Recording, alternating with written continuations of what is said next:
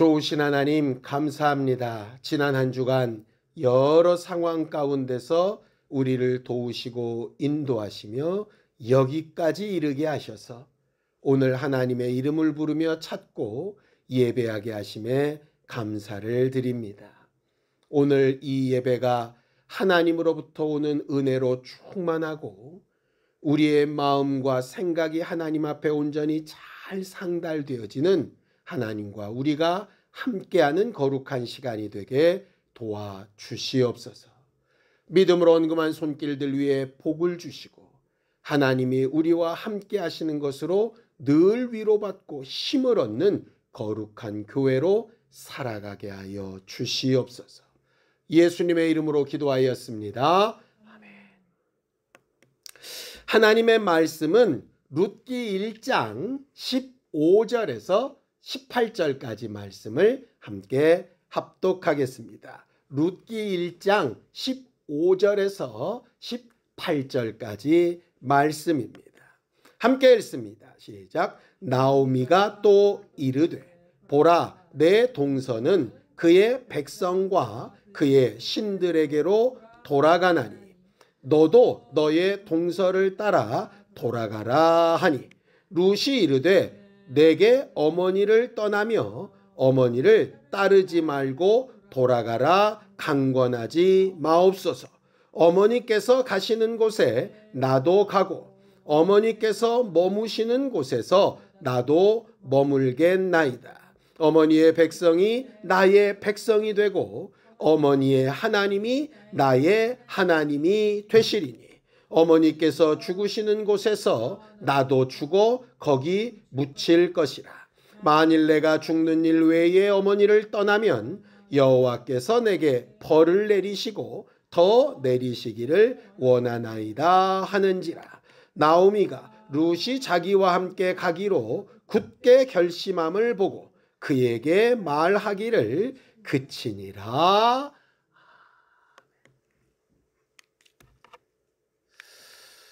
우리 하나님은 온전하신 하나님이시죠. 이게 온전하다라고 하는 그 말은 본인 스스로도 완전하시고 남들도 온전하게 만들어주시는 분이라는 말입니다.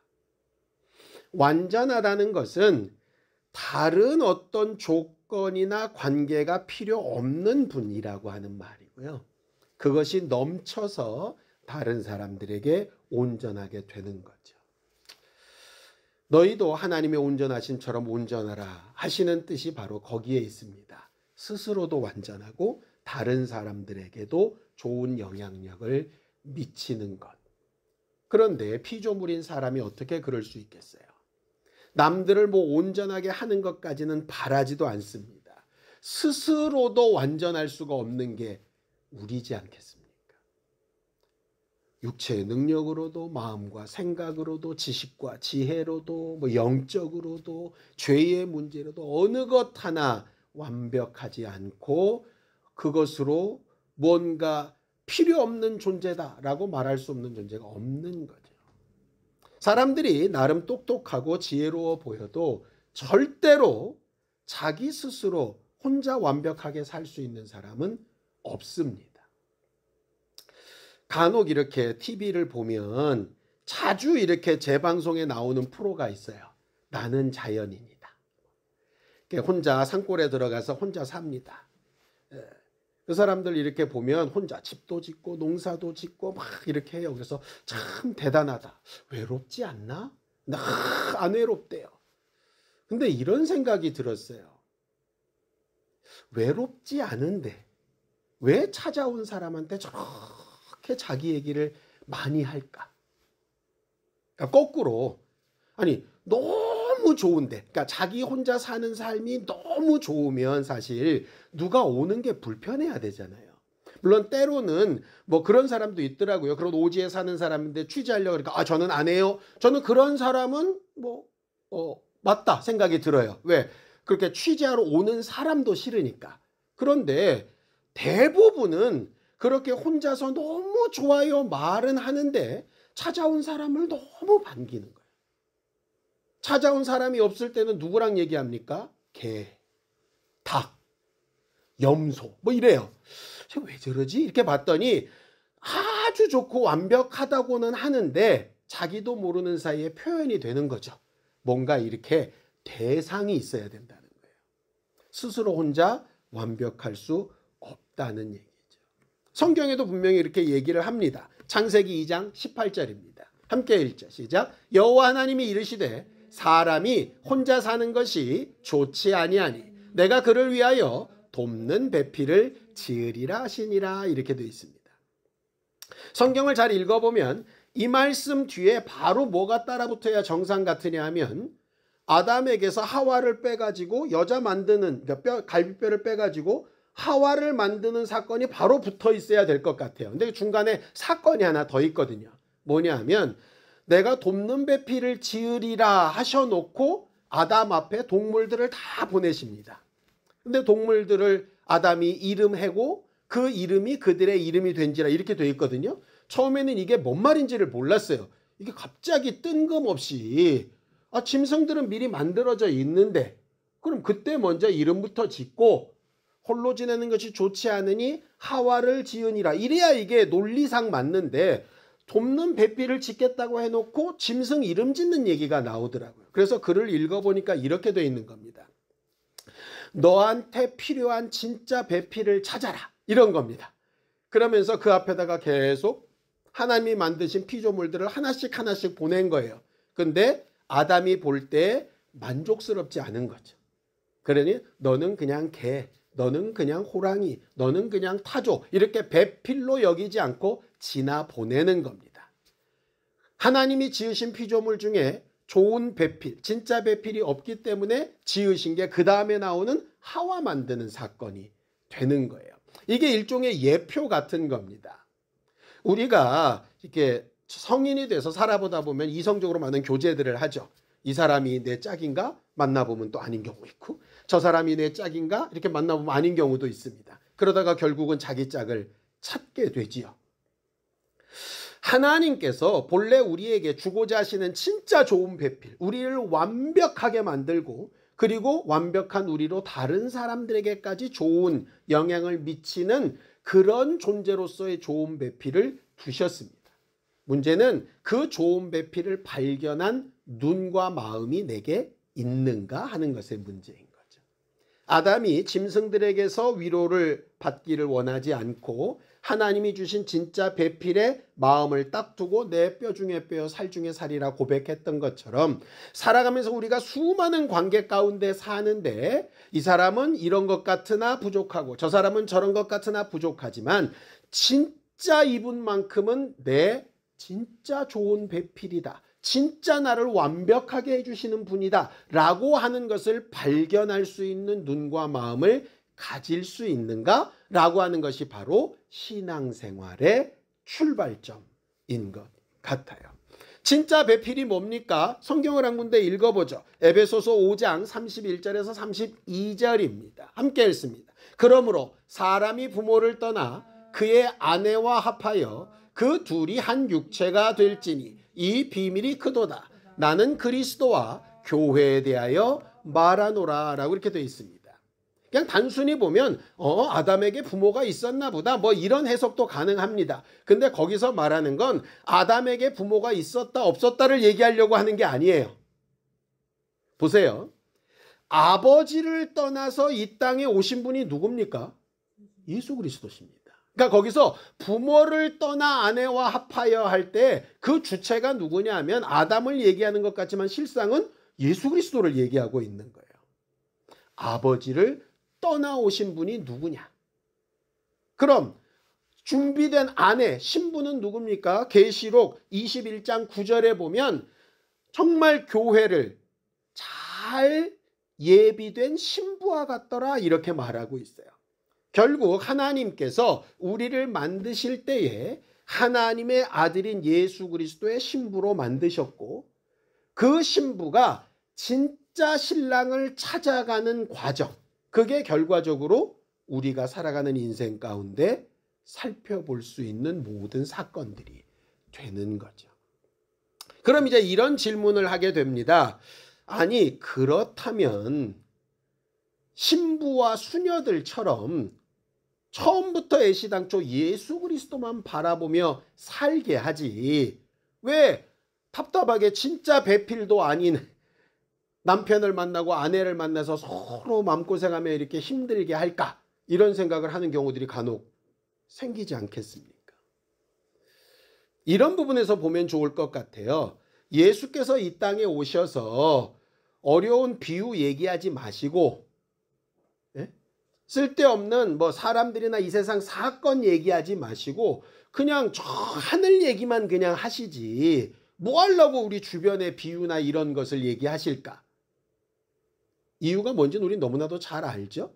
이 땅 얘기를 얘기해도 다 모르는데 하늘 얘기만 하면 뭘 알겠어요. 그냥 그런가 보다라고 피상적으로 상상만 할 뿐이죠.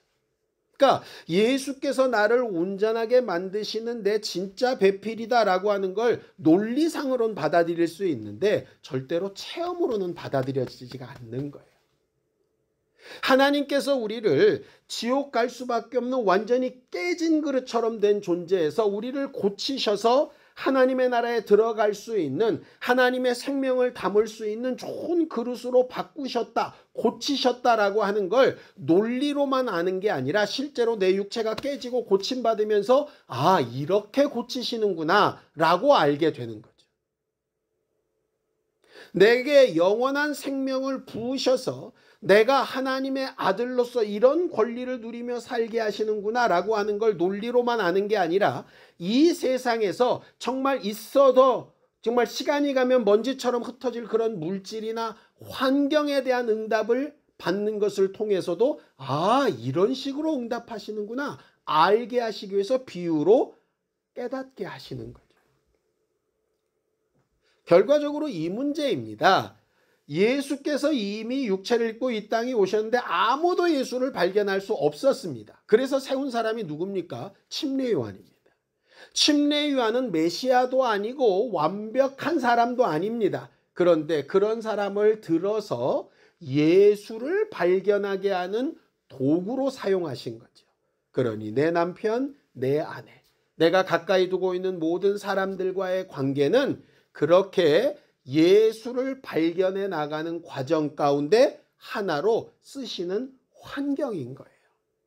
좋은 점을 받았다면 아, 예수께서 이렇게 좋은 것으로 주실 것이라고 알게 되는 것이고, 미흡하고 부족했다면 아, 진짜 배필이 아닌 경우에는 이렇게 되는구나, 그러네 예수께서는 이 부분까지도 도우실 수 있겠구나 라고 알아가게 되는 것이죠. 세상의 의사를 의지하는 것도 마찬가지입니다. 의사들이 하나님이 주신 지식과 지혜나 환경으로 우리를 돕는 것처럼 아, 하나님이 이렇게 우리를 도우시는구나, 그들이 할 수 없을 때 아, 하나님은 이들이 못하는 부분까지 하시겠구나 하는 이 두 가지를 양쪽에서 다 볼 수 있게 하신 거죠. 그러니 거기서 머물러 있는 것도 옳지 않고 그런 것들을 다 거부하는 것도 좋지 않습니다. 그래서 성경에 보면 말세가 되면 혼인을 금하고 자녀를 폐하고 이런 얘기들이 나오는데 그거 옳지 않다는 거예요. 그러니까 자꾸 이렇게 되죠. 사람들이 신앙생활, 영적 생활을 잘한다 그러면 세상을 버리고 하늘로 막 이렇게 가는 경우 있습니다. 틀렸다는 겁니다. 야, 이 세상에서 하나님의 교회가 이루어져야지, 그거는 영원히 하나님이 언젠가 하실 일이니 그건 모르겠고 이 땅에서 하나님이 원하시는 삶이 이루어져야 되는 거야, 이것도 사실은 옳지 않은 거죠. 우리가 온전하게 신앙생활해야 될 것은 요 둘 사이에 있는 겁니다. 이게 굉장히 중요한 거예요. 근데 대부분의 이단이나 사입이나 하는 쪽들이 자꾸 어느 쪽으로 몰고 가느냐, 이 중간에 있는 걸 자기들이 원하는 한쪽으로 자꾸 밀고 가는 거예요. 이쪽이 옳다고 저쪽이 틀렸다고 이렇게 가는 겁니다. 그러니 어디는 이 땅에 천국이 일어날 것이라고 이야기를 하고 이 땅에 와 있는 사람이 하나님이라고 얘기를 하는 거죠. 또 어떤 사람은 이 땅은 아무것도 믿을 게 없으니 어디에도 맘 두지 말고 오직 하늘만 쳐다보자고 얘기를 하는 겁니다.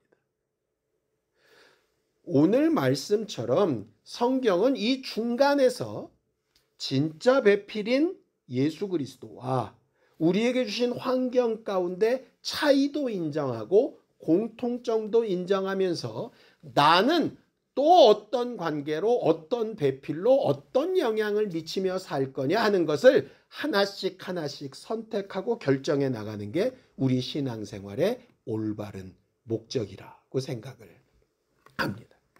그래서 믿음으로 살아가는 삶은 아주 그 목표가 비교적 분명합니다. 성경을 좀 볼까요? 자, 요한복음 17장 23절입니다. 함께 읽죠. 시작. 곧 내가 그들 안에 있고 아버지께서 내 안에 계시어 그들로 온전함을 이루어 하나가 되게 하려 함은 아버지께서 나를 보내신 것과 또 나를 사랑하심 같이 그들도 사랑하신 것을 세상으로 알게 하려 함이로소이다. 이게 무슨 얘기입니까? 하나님과 우리 사이가 정말 정상적이고 온전한 관계. 예수께서 아버지와 대화가 통하고 아버지가 하시고자 하는 일을 잘 알고 자기가 할 수 있는 최선을 다하여 그 일을 잘 이루고 연약한 부분에 하나님의 능력을 채워서 온전하게 만들어가는 이런 관계. 그런 관계를 우리로 만들어가게 하시는 게 하나님의 목적인 거예요. 신앙생활의 목적은 이 땅에 교회를 많이 세우는 것도 아니고 이 땅에서 예수 믿는 사람은 이렇게 잘 산다라고 하는 걸 자랑하는 것도 목적이 아닙니다. 우리가 하나님과의 관계에서 막힌담이 없이 잘 교제가 되어지고 우리가 그렇게 된 것처럼 마치 우리가 예수를 보고 저렇게 해야 되는구나 라고 하는 걸 아는 것처럼 우리를 보고 다른 사람들이 하나님과의 관계를 이렇게 만들어 가야 되는구나 하는 것을 하나씩 하나씩 알아가게 하는 것. 이걸 다른 말로 화목하게 하는 직분이라 그렇게 말을 하거든요. 자, 고린도후서 5장 20절입니다. 함께 읽죠. 그러므로 우리가 그리스도를 대신하여 사신이 되어 하나님이 우리를 통하여 너희를 권면하시는 것 같이 그리스도를 대신하여 간청하노니 너희는 하나님과 화목하라 라고 이렇게 되어 있습니다. 우리가 기도하는 목적이 이것이어야 되고 헌신하는 목적도 이것이어야 되고 예배하는 목적도 이것이어야 되고 어떤 교회에 소속되든 교회에 소속되고 행동하는 목적이 여기에 있어야 하는 겁니다. 내가 하나님과 화목되고 다른 사람들을 나와 하나님과의 관계를 보면서 화목하게 만드는 일. 이 일을 한다면 믿음으로 살아가는 삶을 잘 사는 겁니다. 비록 실수가 많고 연약하고 부족해도 잘 사는 겁니다. 그런데 반대로 남들 앞에 부러움을 살 만큼 대단한 능력과 환경과 역사 가운데 살더라도 이게 안 되면 제대로 된 신앙생활을 하며 살고 있다고 보기 어렵습니다. 이런 거죠. 내가 사람들과의 관계는 모르겠는데 하나님과의 관계는 정말 누구보다도 자신 있어. 되게 신앙생활을 잘하는 것 같은데 사실은 뭔가 부족한 거죠. 그래서 얘기하는 겁니다. 가장 큰 계명이 뭡니까? 뭐라고 얘기하시죠? 너희 하나님을 사랑해라. 그것과 똑같이 내 이웃을 사랑해라. 하나님과의 관계와 이웃과의 관계가 뗄래야 뗄 수 없는 관계라는 얘기예요. 하나님과의 관계가 완벽하지 못한 것처럼 당연히 사람들과의 관계도 완벽할 수 없습니다. 그건 인정해야 돼요. 그러나 그럼에도 불구하고 좀 더 낫게 더 온전한 방향으로 우리를 바꿔가는 게 신앙생활하는 목적이라고 하는 거죠. 하나님과는 점점 좋아지는데 사람들과는 점점 나빠진다면 뭔가 문제가 생긴 겁니다. 사람들과는 정말 잘 지내는데 하나님과는 한 걸음도 진전이 안 되고 있다면 거기도 문제가 있는 겁니다. 결국 우리는 어떻게 살아야 되나 그거를 잘 선택할 필요가 있는 거죠. 많은 사람들이 사람들한테 이렇게 좋은 영향을 미치고 하나님과 화목하게 만들고 전도하는 사신이 되고 이렇게 하는 일을 되게 부담스러워하고 힘들어하고 버거워하고 어려워합니다. 왜 그러냐? 내가 나를 봐도 별로 남들이 볼 때 저렇게 살고 싶다 이렇게 부러워할 만한 삶이 아닌 것 같기도 하고 그들에게 뭐 하나님을 전하려고 하는데 내가 지식적으로 뭐 매우 뛰어난 것 같지도 않고 내가 또 하나님 어디 계시냐 그러면 여기 계시다 뭐 이러면서 엄청난 능력이나 이적을 막 간증할 수 있는 뭐 그런 것도 없는 것 같고, 또 남들 앞에서 막 너무나도 막 자랑스럽게 나를 따르라 내 믿음을 본받아라 뭐 이럴 만한 용기나 자긍심도 없는 것 같고, 뭐 이러기 때문에 육체적인 면에서도 환경적인 면에서도 영적인 것이나 지식적인 면이나 이적이나 뭐 이 모든 면에서 나 같은 사람이 뭐 그건 뭐 잘나고 좀 똑똑하고 대단한 사람들이 하는 거고, 나는 그냥 하나님 앞에 내 위치나 안 잊어버리고 좀 살면 그것만 해도 괜찮은 거 아닐까? 보통 이렇게 생각하기가 매우 쉬운 거죠. 그러니까 전도합시다 그러면 특별한 사람이, 뭘 누구를 좀 만나봅시다 그러면 어떤 분 누가 직분자가 하겠지, 뭐 이렇게 되는 거예요. 그런데 오늘 본문에 나온 나오미를 보면 우리의 생각과 사고를 좀 고칠 필요가 있다라는 생각이 듭니다. 나오미는 우리가 알고 있는 것처럼 능력 있는 존재가 아니죠. 부러워할 만한 환경이 있는 존재도 아닙니다. 과거가 매우 자랑스럽거나 그렇지도 않습니다. 룻기 1장에 보면 이 사사기 시대라고 되어져 있어요. 사사기 시대가 뭐냐면 왕이 없어요. 선지자도 없습니다. 그 전까지 강력한 지도자가 있었는데 어느 순간에 지도자가 없이 각자가 하나님을 찾아가는 상황 가운데 있는 그때입니다. 그러다 보니까 자기들이 옳다 하는 바대로 다 믿고 사는 거예요. 그런 상황에서 누가 뭐라고 잘 가르쳐 주질 않으니까 나름 물질도 있고 환경도 괜찮았던 엘리멜렉과 나오미의 가정은 정말 흉년이 들어서 다른 사람들이 너무너무 어렵고 힘들 때에 그들에게 좋은 영향력을 미치고 자기들 것을 막 이렇게 팔아서 그들을 살려내는 일 대신에 뭐를 선택하느냐? 살만한 모압 땅으로 내려가서 우리 가정이나 잘 살자 이렇게 떠나게 됩니다. 물론 성경에 그런 내용이 일일이 세세히 기록되어 있지는 않습니다. 근데 뭘 보면 유추할 수 있느냐? 나오미가 나중에 베들레헴으로 돌아갔을 때 고향 사람들이 이렇게 얘기합니다. 야, 그때 떠났던 그 나오미가 맞냐? 이렇게 얘기를 해요. 그 뉘앙스가 뭐냐 하면 나갈 때는 그렇게 당당하고 잘난 척하고 나가더니 기껏 저 모양 저 꼴로 온 게 진짜 나오미 맞냐? 이 얘기예요. 그러니까 나갔을 때의 모습과 돌아온 모습이 너무 차이가 난다는 거죠. 흉년이 들어서 어려울 때 자기들이 가진 것을 지키려고 모압 땅에 갔는데 처음에 갔을 때는 괜찮았습니다. 자식 둘을 다 결혼시켜서 온 가족 6명이 아주 행복하게 사는 것 같았어요. 근데 어느 한순간에 남편이 죽고 아들 둘이 죽고 시어머니와 며느리 둘만 남았습니다. 가져갔던 물질은 다 쓰고 거기서 다른 사업을 일굴 수도 없고 그런 상황에 정말 먹을 것이 없고 살 길이 없는데 이번에는 베들레헴이 살만하다라는 소문이 들리니까 다시 돌아가겠다는 상황인 거예요.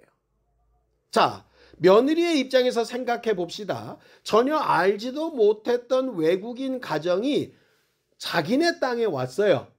마치 투자 이민을 온 것처럼 적어도 먹을 것도 있고 가진 것도 있고 저 집에 시집가면 괜찮고 살만하고 남편도 괜찮고 이래서 결혼을 했습니다. 그런데 결혼을 했더니 시아버지 죽고 남편 죽고 시동생 죽고 가사는 탕진되고 시어머니랑 둘이 셋이서 얼굴 보고 도무지 살 길이 없는 상황이 벌어지게 되는 거예요. 시어머니가 자기네 땅으로 돌아간대요. 그러니 이들 입장에서는 뭔가 어떻게 해야 되는 거예요. 이미 시집은 왔고 이 집은 살 수가 없고 어머니를 따라 돌아가자니 거기도 아무것도 보장된 게 없는 거죠. 이방인입니다. 몇 년이나 같이 신앙생활을 하며 함께 결혼생활을 했는지는 알지 못하나 나름 처음에는 이렇게 들었을 거예요. 우리 하나님은 복을 주시는 분이다. 우리 하나님이 우리와 함께 하신다. 그런 얘기를 많이 들었을 텐데 이방인인 며느리들 입장에 그런 생각 안 들었겠습니까? 하나님을 그렇게 잘 섬긴다면서 시아버지랑 우리 남편 둘은 왜 그렇게 죽었을까? 그렇게 죽은 다음에 남겨진 유산 하나도 없이 이런 삶이 과연 복받은 삶이 맞나? 좋은 땅을 찾아서 이 땅에 왔다 그러는데 여기서 먹게 살 게 없다 다시 돌아간다고 하는데 우리는 어떻게 해야 되나? 우리가 생각할 때 남편과 자식들이 죽었는데 기도해서 부활해서 살아났다. 이러면 말이 됩니다. 그죠? 갑자기 없었던 그 물질 가운데 기도했더니 막 구약에 있는 사건들처럼 까마귀가 뭘 물어다 주든가 아니면 넘치도록 흐르는 기름병이 있던가 뭐 그러면 또 말이 됩니다. 근데 나오미는 아무것도 없어요.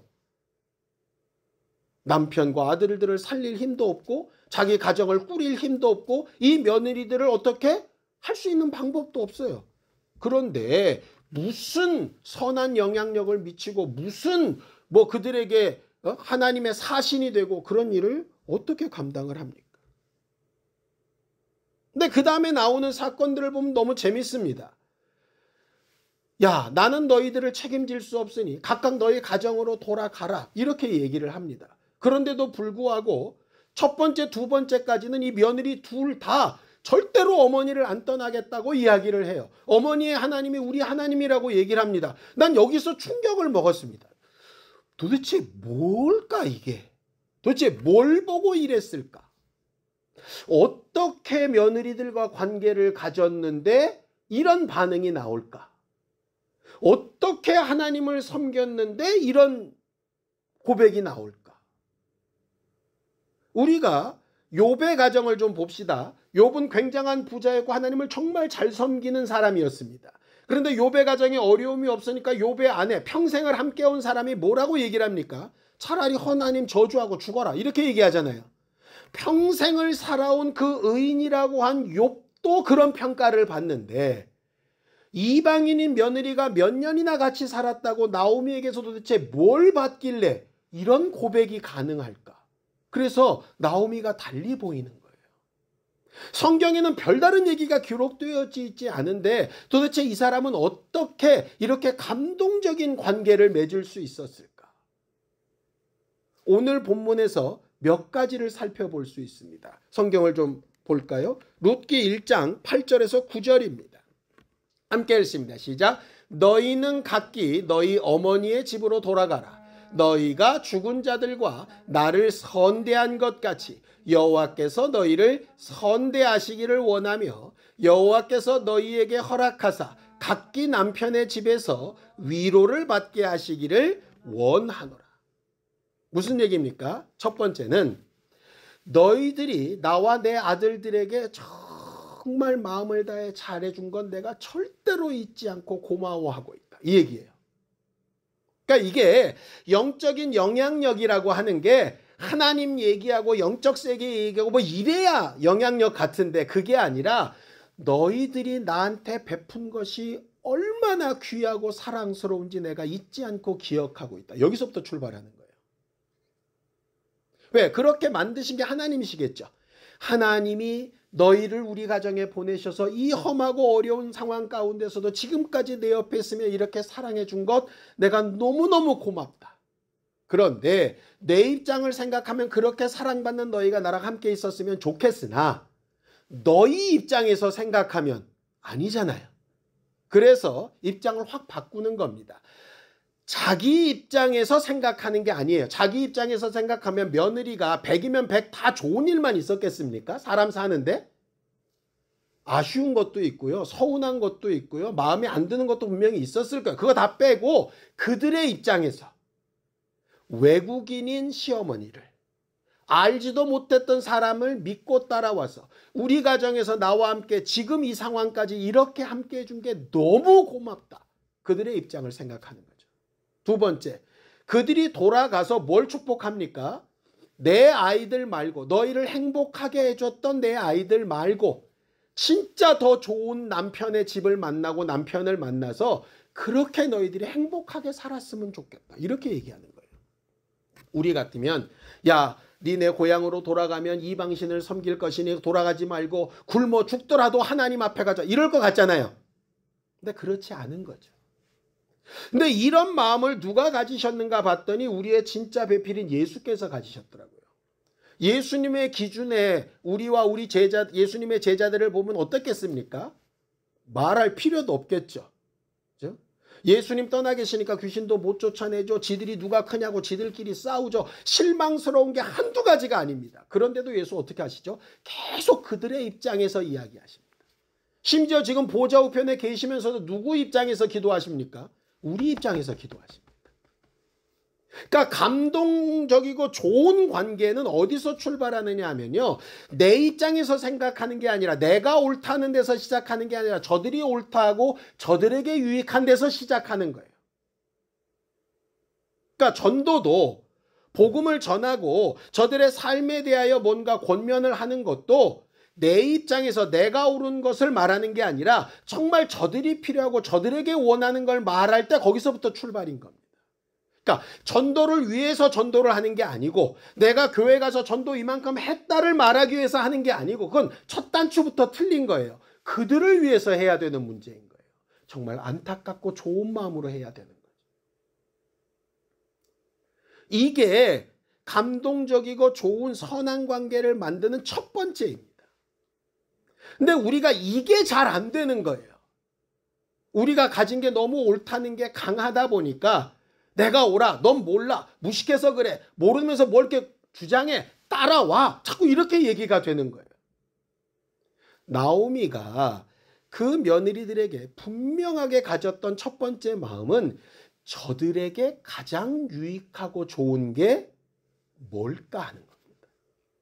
결과적으로 내 자녀들에게 가장 유익하고 좋은 게 뭘까? 어떻게 하는 게 가장 합당한 걸까? 여기서부터 출발해야 되는 거죠.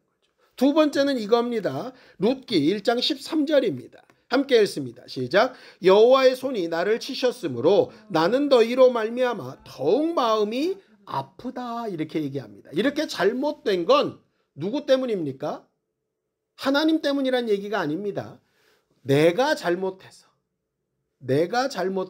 하나님이 나를 치셨다. 이렇게 되어 있습니다. 죽은 남편 때문에도 아닙니다. 아들들 때문에도 아닙니다. 내가 내 남편이 뭔가를 결정할 때 제대로 조언하지 못해서, 내가 내 아이들을 이끌고 나올 때 그들에게 정말 좋은 것이 무엇인 제대로 판단하지 못해서 이렇게 왔고 하나님이 나를 치셨다. 그러니 내 잘못으로 이렇게 시작된 부분이다 라고 정직하게 회개합니다. 우리는 흔히 우리들의 믿음을 스스로 조금씩 이렇게 부풀려서 말하는 경향들이 있습니다. 근데 정말 정직한 회개가, 정직한 고백이 제대로 되고 온전한 관계를 만들기에 유익한 거거든요. 예수께서 정말 하나님 앞에 기도하실 때에도 내게 맡기신 저들을 내가 끝까지 책임지고 싶으나 나는 아버지의 명령대로 떠나가야 하니 저들을 도와달라고 자기의 한계를 분명히 얘기하시고 아버지께 맡기십니다. 내가 하나님 저들에게 이렇게 좋은 관계로 복음을 전하는데 내가 할 수 있는 한계는 여기까지고 이 이상은 하나님이 하셔야 된다고 고백하는 부분이 필요한 겁니다.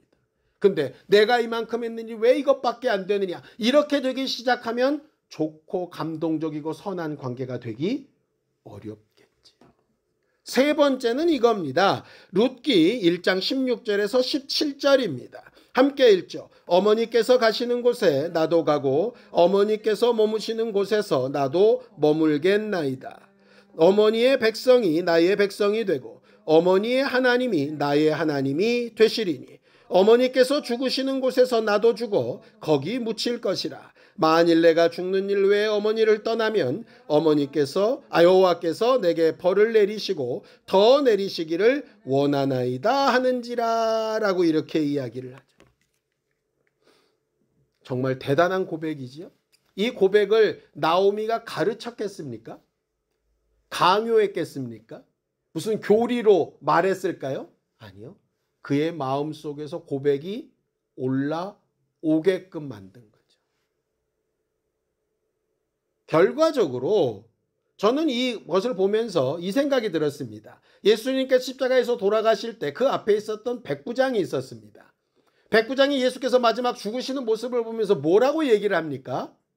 그는 참 하나님의 아들이었던 것 같다. 그건 누가 가르쳐 준 게 아니에요. 결과적으로 감동적이고 좋은 관계는 그 안에서 실질적으로 그 고백이 터져 나오기까지 나는 해야 될 일을 하고 강요하지 않고 차마 기다려주는 데 있습니다. 예수께서 다리몽댕이를 부러뜨려서 예수를 믿게 하실 수 없겠습니까? 그런데 우리 안에서 진실한 고백이 나오기까지 베푸시고 나누시고 참아 기다리신 거잖아요. 나오미는 물질도 없고 능력도 없고 지혜도 없고 지식도 없고 환경도 부러울 것이 없을 만큼 정말 아무것도 가지지 않은 사람이었습니다. 근데 분명한 것 하나 있었습니다. 며느리들을 먼저 생각할 줄 알았고 자기의 한계와 잘못을 고백할 줄 알았고 그들이 스스로 제대로 된 믿음을 고백할 수 있을 때까지 행하고 기다릴 줄 아는 사람이었어요. 돌아가는 오르바라고 하는 며느리를 비난하지도 않았고 쫓아오겠다고 하는 룻을 걷어차지도 않았습니다. 그들의 선택에 정말 인정하고 그들이 각자의 자리에서 하나님을 더 발견할 수 있는 좋은 과정이 되기를 축복하는 일만 했을 뿐이에요.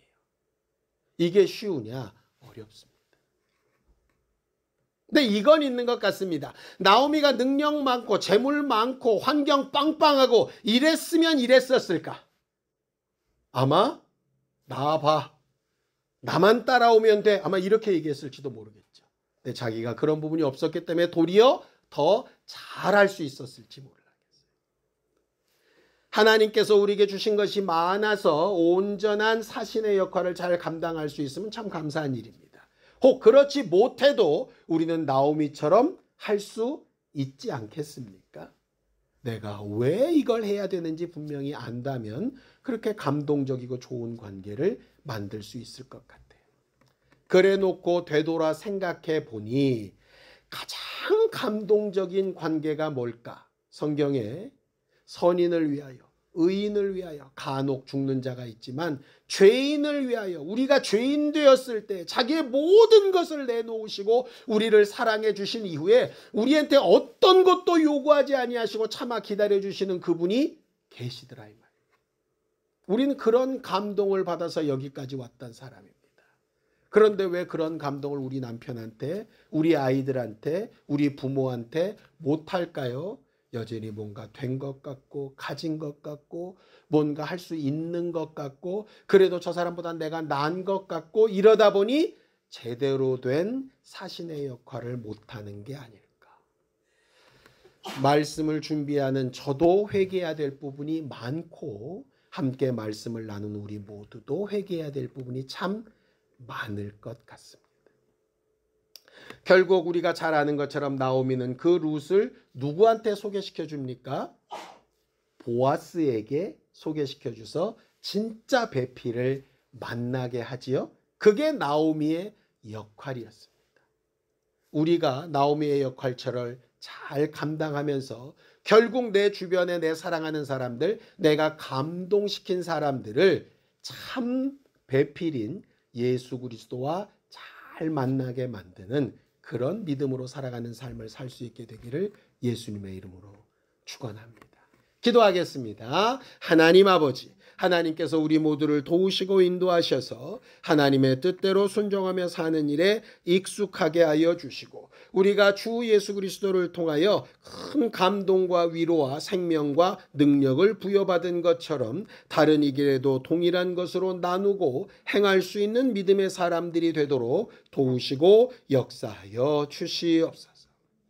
하나님 아버지, 우리 모두를 도우시고 인도하셔서 하나님의 뜻과 은혜가 우리 안에 충만하게 되게 하여 주시고 우리를 통하여 예수 그리스도를 만나고 변화를 받고 온전한 하나님과의 관계를 회복시켜 나가는 거룩한 사람들이 많아질 수 있도록 감동을 주는 관계를 만들어가는 신앙인들이 되게 도와주시옵소서. 예수님의 이름으로 기도하였습니다. 아멘. 이제는 우리 주 예수 그리스도의 은혜와 하나님 아버지의 극진하신 사랑과 성령님의 감동하시고 함께 하시는 분명한 증거가 주께 받은 감동으로 또 감동을 전하는 관계를 만들기 원하는 우리 모두 위에 이제로부터 영원까지 함께 있을지어다. 아멘.